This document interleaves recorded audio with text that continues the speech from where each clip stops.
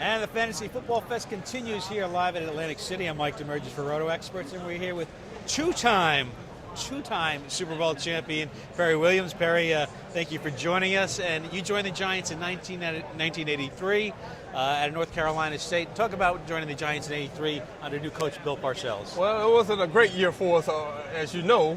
1983. 3-12. Yeah, 3-12-1 to be exact. 3-12-1. Wasn't a great season, but at the same token, I knew there was something special about the team.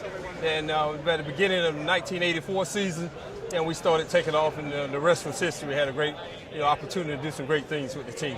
Certainly coming to the Giants, you might have heard the name Lawrence Taylor. What were your perceptions of him, and what was your reality of him? Well, the perception and reality of LT, Lawrence Taylor, was I played against him in college. He went to the University of North Carolina, so I saw him 2 years. My first 2 years of college. He was 2 years ahead of me, so I saw how great he was in college, and I knew he was going to be a special player. To have the opportunity to play with him professionally was a great honor for me, and I had a great time, and it was a great experience. In 1983, like we mentioned, the Giants were 3-12-1. 1984, though, things really turn around. You guys go to 9-7, and you win a playoff game, and before you go out to San Francisco, talk about the year 1984 and going 9-7, and you really felt the momentum of the team building towards something special. Well, the thing was the turnaround in this training camp of '84, the second year, Pace University with Bill Parcells and the rest of the staff, is that we were going to go get a younger group of guys and mold and work with these guys and get them ready for the future. And when we got out of training camp in '84, I believe probably one of the toughest training camps I have gone to at that particular time. And he made sure that everybody was psychologically, not only physically, but psychologically ready to go for that training camp. We worked very hard, and I knew that we had something there. We had a bunch of guys that could really play football and had the passion to play. So I just knew that something special could happen if we kept playing and working hard together. 1984, you go out to L.A., you beat the Rams 16-13. As Leonard Marshall pointed out to me, that was his coming out day. Yeah. Following week, though, you got to go out to San Francisco. Yeah. And an interesting play happened in that game. Talking to Carl Banks, he was saying when Joe Montana was rolling out, running towards the sideline, he seemed to be going out of bounds. Harry Carson led up. Montana cut back inside and ran about another 20 yards or so. Yes. And after that, Banks said, and Marshall agreed, that Montana was a marked man. And that really set the tone of the future playoff games against the 49ers. Exactly. Against Joe Montana, never underestimate this guy. He thought he was going to run out of bounds, and Joe tricked him, Harry, a little bit, and he led up and cut back on him and ran, like you said, another 15, 20 yards or whatever it was. From then on, we made sure when Joe Montana was out there, we were going to try to get him on the ground some kind of way. And fortunately, we was able to contain him pretty good for those next years coming. In 1984, you lose to the 49ers 38-24. Yes. I'm sorry, 21-10. 1981 was 38-24. 1985, team goes 10-6. Really, the start of something. Joe Morris had an incredible season that year. Yes. You got some USFL players. You got Maurice Carthon in the backfield.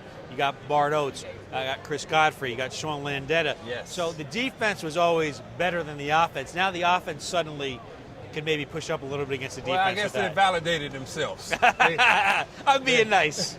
Validated themselves. They got some guys in there, and we started rolling. We got multiple ball rolls. We had those guys that had been drafted early on. We just started clicking. And once we started clicking and started believing, I tell young guys a lot of times that I talk to, it's all in the mind. It's mind over matter.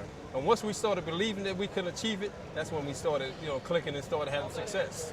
And again, you finished 10-6. You had a playoff game against the 49ers, and you whooped them up pretty good, 17-3. The first home playoff game at the New Meadowlands. Yes. What an experience that was. I think, if I'm not mistaken, Jim Burke, nose tackle, put Joe Montana. That was 1986. We'll get to that. That was okay, next we're going to year. get there early. Okay. I'm jumping ahead of myself. I'm getting too excited It's all here. coming to one. But, just being able to go out there and play, it was great. It was a great experience. No fans like the New York Giants fans in the world, in my opinion. I live in North Carolina, as you know. We've got a lot of Giant fans down there, and I enjoy meeting the people now. And since I got out of the game, and just talk about the old days as we're talking now, how great it was and what a great experience it was. So I just enjoy playing with the guys over the years.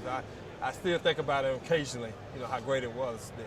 And you think about the good times, you must think about the bad times, because I talked to a lot of former Giants as well, and like Joe Morris and some others. that when you guys lost to the Chicago Bears in that playoff game 21-0, you guys held your own, but there was a sense that you guys learned how to be tough, or a little bit tougher that day against that Bear team. Yes. Well, it's no denying. The Chicago Bears, the year they won that Super Bowl, and that regular season, they whooped ass. Yeah, and took names. They took no prisoners. Buddy Ryan and that group, and Mike Dicker, the head coach, Walter Payton in the fridge, and that great defense they had with Mike Singletary and the rest of those guys up there, Richard Dent. They kicked behind, like you said. Lack of a better word, but right. Yes. But at the same token, it was a growing experience for us. They beat us, 21-3, I think it was. 21-0. 21-0. Oh, I'm trying to give us 3. Eric Schubert missed a field goal right before the half. But I tell you what, it was a growing experience. For me personally, I went back home during the all-season, and I lived that moment and I lived that day and that game in my mind. And it wasn't going to happen again. We were going to come out and we were going to get better and get stronger. And it turned around, and next year it did. It happened for us. And it did turn around in 1986, but you guys were 7-2. The offense was struggling a little bit, but you were able to reel off 7 more wins. And there were some nail-bite games. There was a game against Minnesota, the 4th and 19 play with when Sims completed the pass to Bobby Johnson. 4th and 17 or 19, I can't remember. 17. And you guys, 17. You guys won 22-20. There was a game against the Denver Broncos at the Meadowlands. The Jordan Martin tip ball rumbles it back in for a touchdown, 19-16. There were a lot of close games in that year, but you guys were really building towards something special. And once you got to the playoffs, there was no stopping you. Exactly. Once we got there, the train was rolling then. And you played the 49ers again, and that was the famous, Jim Burt took Joe Montana out the game. Right. Jerry Rice had a touchdown pass. He was running a slant, running down the field. The ball came out. And who hit him? Who hit him on that? Elvis Patterson. That was Toast? Yeah, it was Toaster. The Toaster. And that was a critical play in the game. Because if they scored there, the mindset might have been different for you guys. He fumbled the ball in mid stride, and we was able to get the ball, recover the ball in the end zone, and we took over from there. And then, like you said, the rest was history. Following week, you play the Redskins in the championship game, and swirling wins. Oh, yeah. Swirling wins. Today, the Meadowlands doesn't even compare. Even before the new stadium was built, really? I don't think we had the same wins, really, since you had in the 80s and early 90s. You guys went 17-0. What did it feel like to know the hard work you were doing, you guys are going to the Super Bowl now? What a great feeling that was for me. I lived and dreamed and thought about it all my life growing up, playing what would it be like to play in the Super Bowl, and then the reality came to a head and conclusion at that particular day at the Meadowlands at Giant Stadium, knowing that I was getting ready to go to Pasadena, California. Great feeling, knowing that I was going to get a chance to play. And you're taking on John Elway and the Denver Broncos. You guys are in your giant blue, they're in the whites, and they're going up and down the field a little bit on you guys. And it took a couple of pretty big plays by your defense to stop Elway at the goal line. A missed field goal also by their kicker, Rich Carlos. It could have been 21-9 going into the half. Yeah, they could have easily had us up, and we was able to sustain and try to hold off until we got to halftime and we revamped. Was it that your nerves were running, or just things it was a culmination of things? They was trying to put some trick stuff in on us, and they were trying to get us off balance a little bit, the defense. Once we settled in and settled down, plus I will admit it was a little humid, a little hot out there at the beginning of the game. And we had been practicing, as you know, back in New York. We were practicing in the cold weather. Yeah. We got back in California, even though we was out there a week before the game, still hadn't got acclimated. But then when nightfall kind of kicked in the second half, and they kind of cooled off out there, and then we kicked in high gear and took off. And talking about some trick plays, your coach Bill Parcells, trick play in the second half with Gary Reason's a fake punt, and also you guys went counter to everything you did on offense. Instead of running the ball on first down, you were passing the ball on first down, and you scored 30 points in the second half. That's it. Exactly. We went in there and just started playing, just play all out Giant football, and that's what we did. Leave nothing unturned. Just go ahead and play. And Belichick, we made some adjustments as I said, in halftime. We just gonna play our base cover defense, and that's what we did. Base cover 2. Hit them in the mouth and wrap up, tackle them, and get them down. And so that's pretty much. And your Super Bowl champions, 1986, 1987. After 2 games, we have a strike. Yeah. You guys never recovered. You started the year off 0-5, and that was a disaster year for you guys. Yeah, it wasn't years for me to really truly remember, but I hated it happened that way. But we had our strike. We had to do what we had to do at the time. We came back, and this wasn't a real good year for us. But we started out and then, started out and got ready for the next season. And 1988 comes around. Two games, 1988 come to mind.